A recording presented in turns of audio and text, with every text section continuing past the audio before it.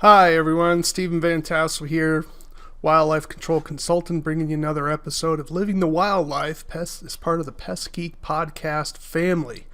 Well, thanks for joining me again today, and so this is another edition, and we're glad you're here, and we hope that you'll take the time to subscribe and talk to us on Facebook at the Pest Geek Podcast and join the revolution, join the movement, and participate and continue learning your skills. And so, hey, we'd love to hear from you. So send me an email at wildlifecontrolconsultant@gmail.com, wildlifecontrolconsultant@gmail.com. Tell me what you think of the show, or put something into the comments. Talk to me on Facebook. What are some issues you'd like to have and talk about? So I'd be happy to do some research in that particular area. And so basically contribute would be very, very helpful. So today I wanted to talk about downtime. Yeah, I know. No one loves downtime per se, especially when it comes in a situation where you don't expect it.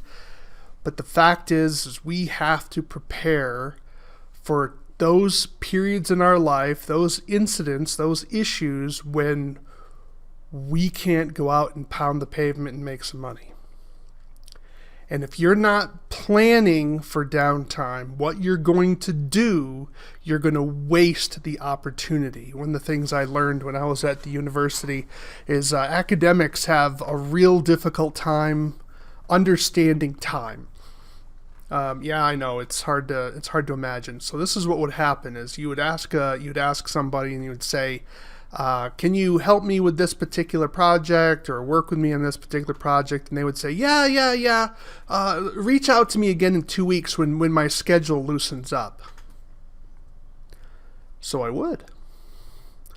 You see, the dummy that I was, I actually believed that they were telling me the truth.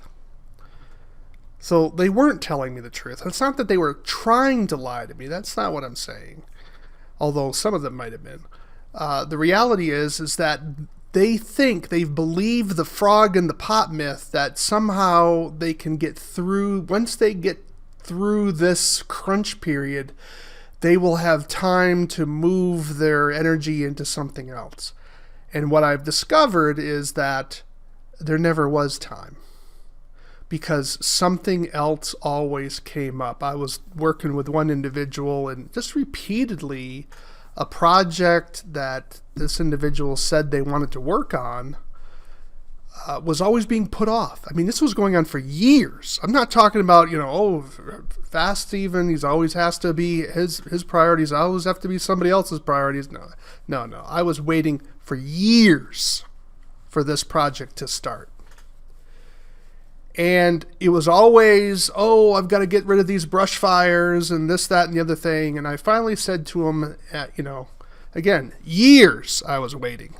Let me make sure that's years, not weeks, not days, not months, years I was waiting.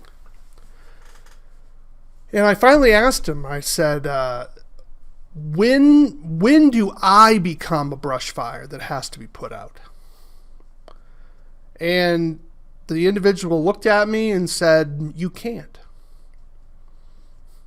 So what you have to figure out what that means is we only do what's important to us, or if we have some sort of force being applied to us. Either you decide what your schedule is, or someone else is deciding what your schedule is. Those are your only two choices.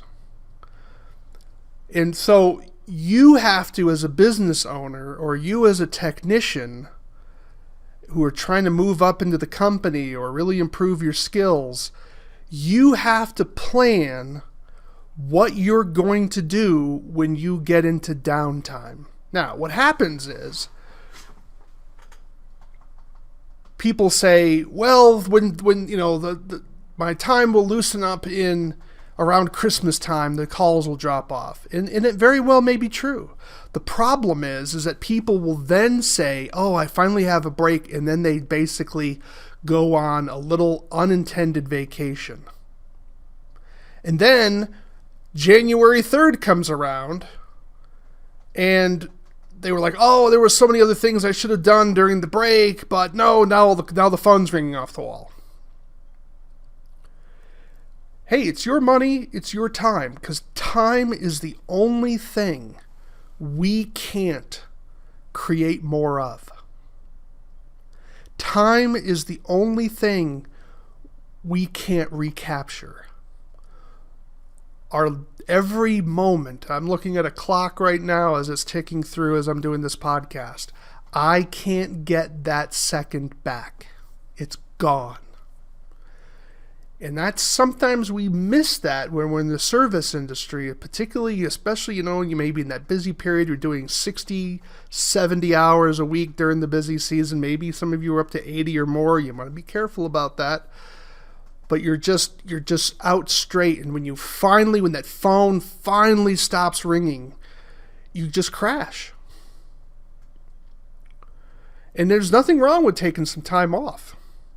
That's not the problem. The issue is you didn't plan that time off. The time off planned you.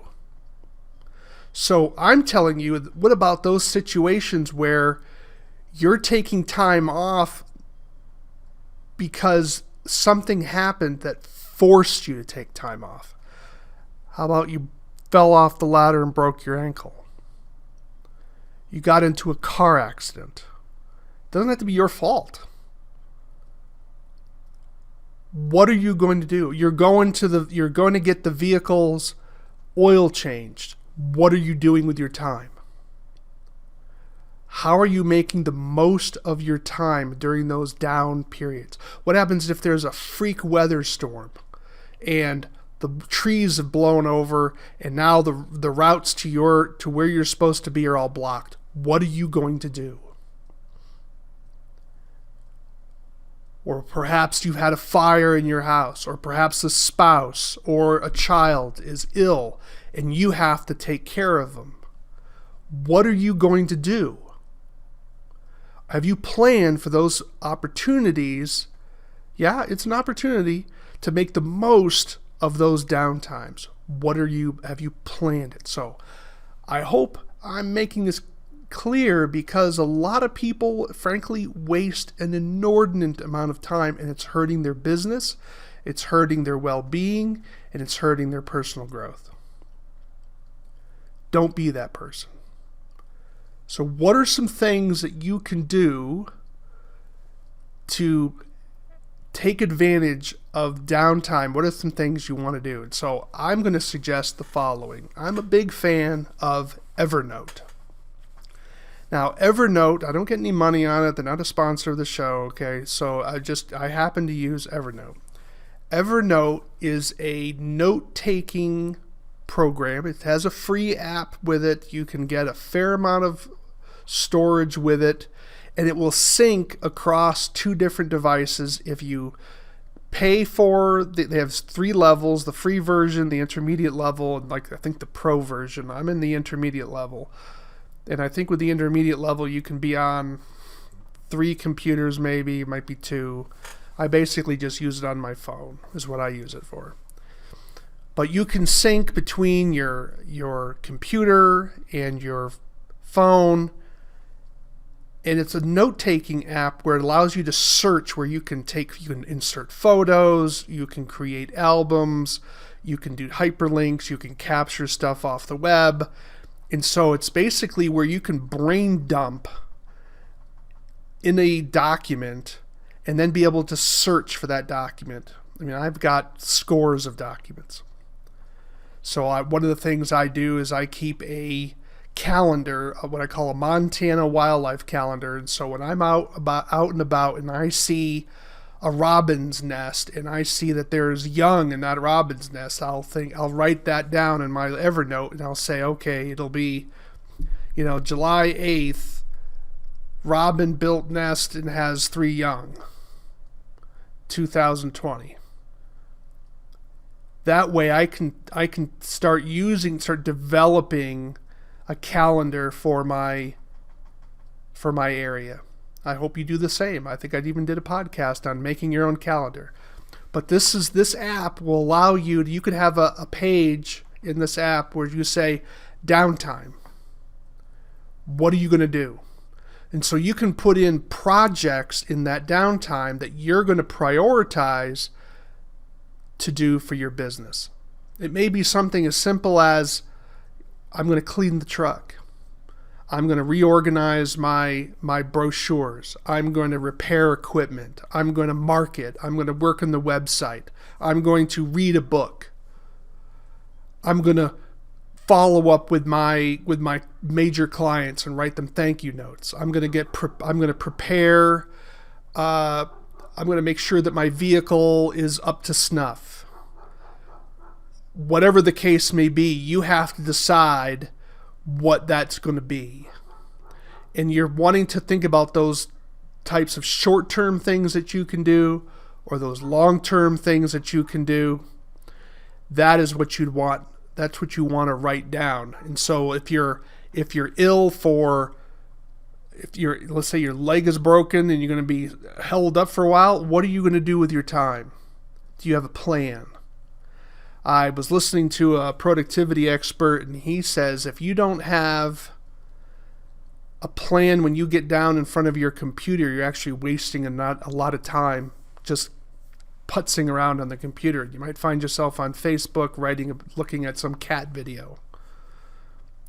You want to be sure you're taking advantage of that. So you can write down short-term tasks, things that are 15, 20 minutes long. You can do things that are going to be maybe an hour plus long, and then maybe things that take several hours or more. And categorize them and just write down the list. That way, when you have downtime, you don't have to be thinking, oh, what should I do? You can pull up your phone, pull open your app, and you can use a notepad. And if you have an iPhone, there's a notepad there. If you have a Droid, I'm sure they have Droid note-taking apps as well. It doesn't have to be Evernote. The point is that be purposeful about what you're going to do with your downtime and that you're planning for it. Even when when we're looking at standing in line, you could be writing down ideas and notes. I need to contact this individual. I need to contact this individual. What you want to do is to be productive enough during your workday so that when you go home, you can turn it off. Now, I know that's hard as a self-employed individual. It's very hard because the job never leaves you. But you want to get to a place in your business where you will make sure you can be there for your family and significant other.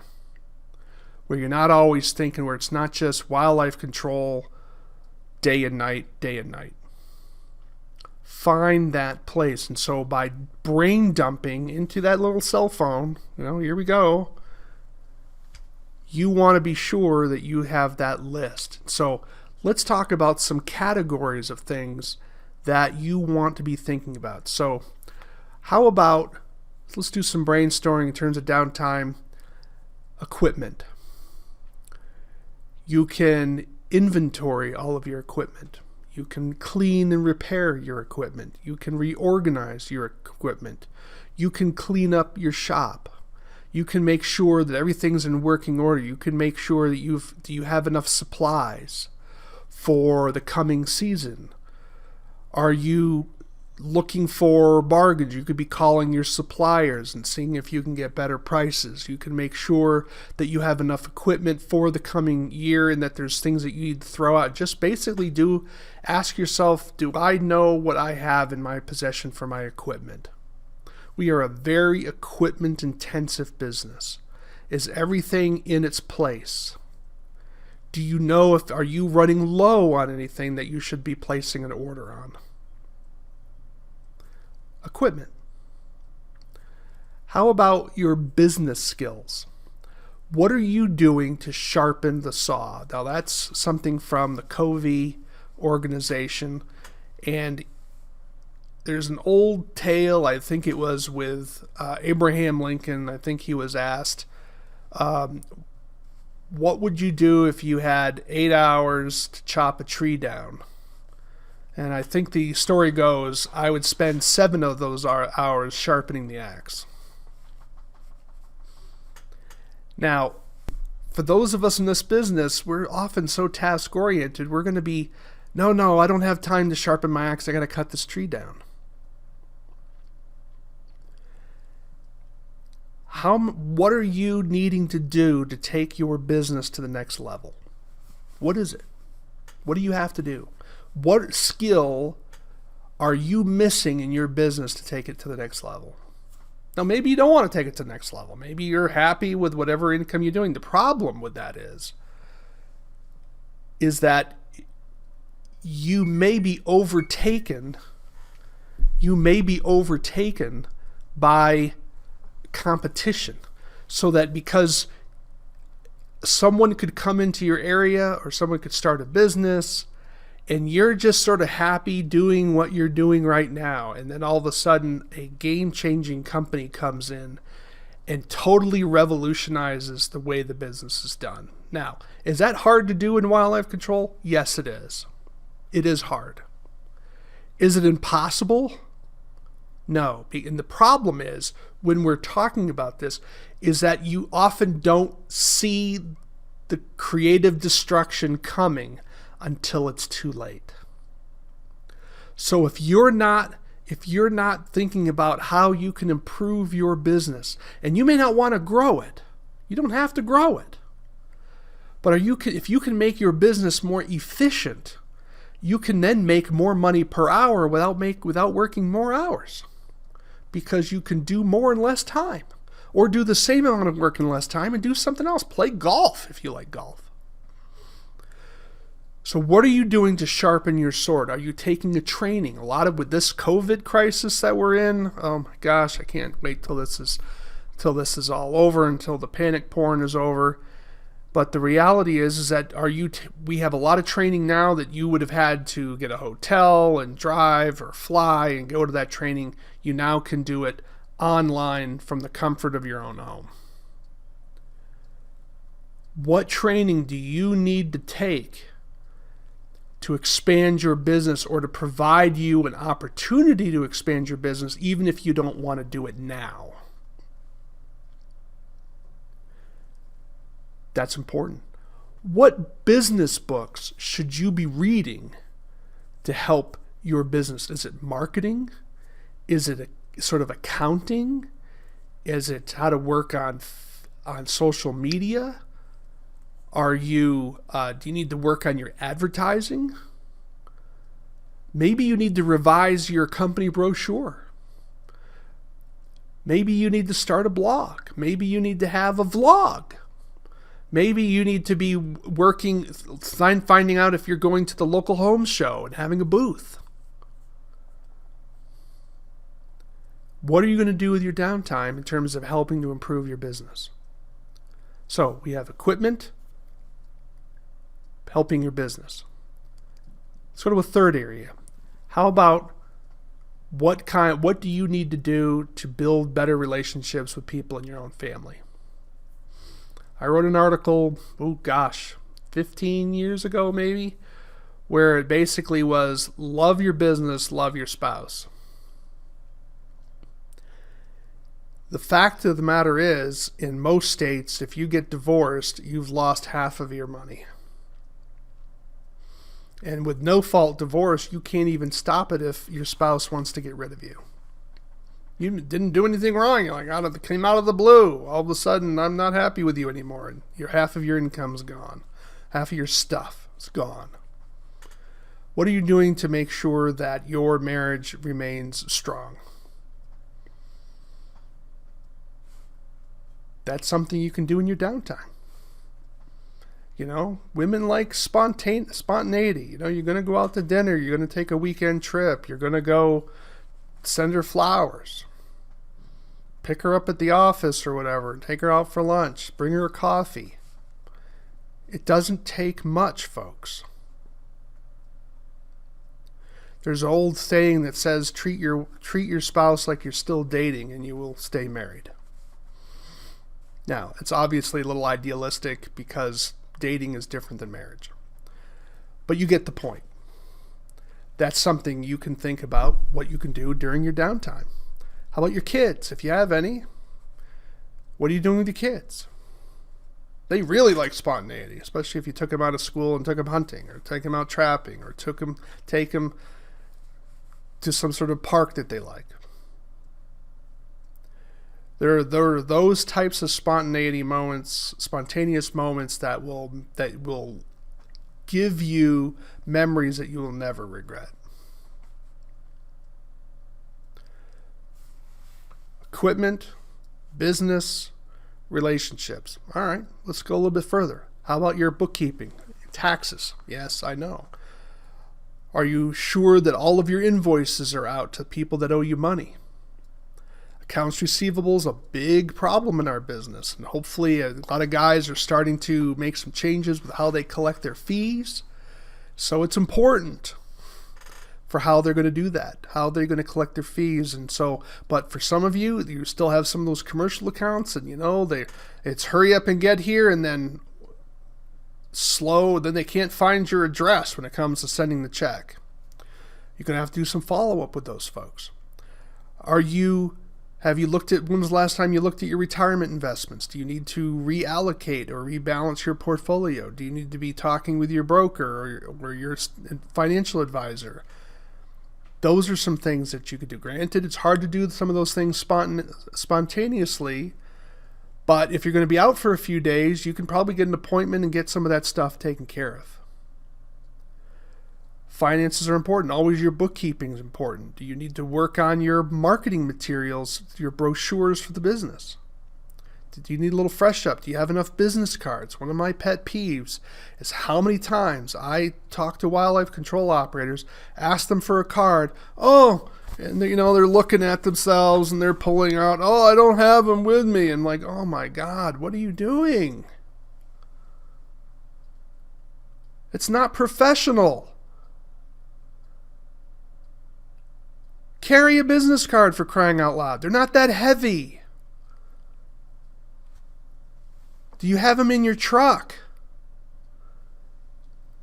When was the last time you looked at your literature? Is it still up to snuff? How about improving your knowledge of your industry? Do you have books that's going to talk about the technical side of your work? With pest control, you're often required to go to continuing education to maintain your pesticide license. Some of those trainings are better than others. Have you looked over your notes? You're taking notes, right?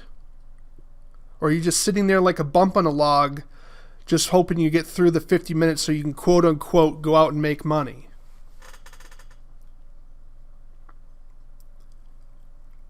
I take notes at almost all the trainings I go to. I think I've got...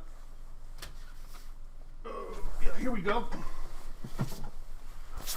Here's one of them. Not very pretty. I used, in this case, a moleskin. And I got all these notes. I keep a table of contents.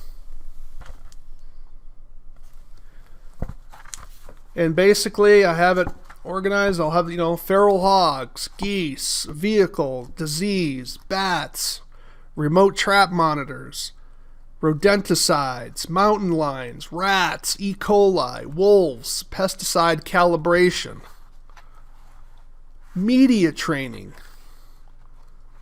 Do you remember when you took your training for your pest control?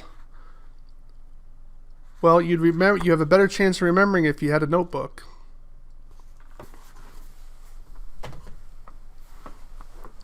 Review it. Do you have a reading list for when you have downtime? Do you have any articles that you're interested in reading? You say, "Well, Stephen, I don't know what I'm supposed to read." Look, go visit my website, wildlifecontrolconsultant.com. I have reviews of various videos and books. If you go on to my academia.edu website, that's just think of it as academia, ACADMIA. Just say Stephen Vantassel, academia. You go to my page there. I think I have somewhere around 65 different review articles on there. All kinds of videos and books on various things dealing with trapping. A lot of it's fur trapping material, but the fact is that there's some interesting stuff in there that's going to help you with your wildlife control work too. Especially if you're looking to get into some predator work. You want to learn more about lures. You want to learn how about dealing with beaver. There's a lot of interesting stuff there.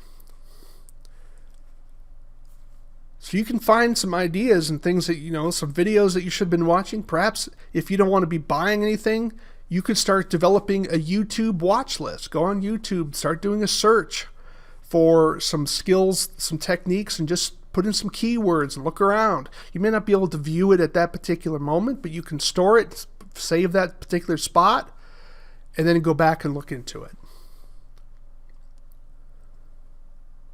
Find the method that you are looking to do. And the beauty with videos, I'm not always a big fan of videos because I often can read a little bit faster than sometimes some of these videos go. Some of the videos are not very good quality at times, but there's still good stuff out there.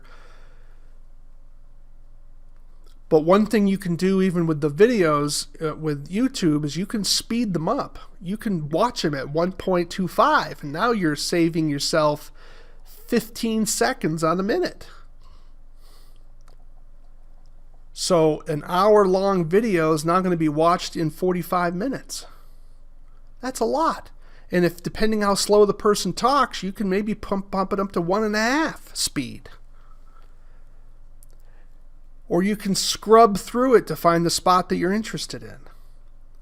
All these types of techniques can help you save time. The question ultimately is, are you prepared for your downtime? Because it's not a question of if it's going to happen. It's a question of when it's going to happen. And that can be something as much as a weather incident, injury, sickness, a vehicle accident where equipment is broken. Maybe the infrastructure has been damaged because the power's out. A family member may be ill. Sometimes it's not always about you. You are all prepped up for a job. You're going to hit it hard, and the person you're going to be working with, he gets into a car accident. Now you can't do anything. What are you going to do? Time is money. Time is moving. Time is moving along. What are you going to do? So I hope this has given you some ideas and food for thought, because you want to take the time to get that list out, use a note-taking program, have it with you all the time, and just make sure that when you encounter those downtimes, you're able to take advantage of it. Now, let me give you one final tip.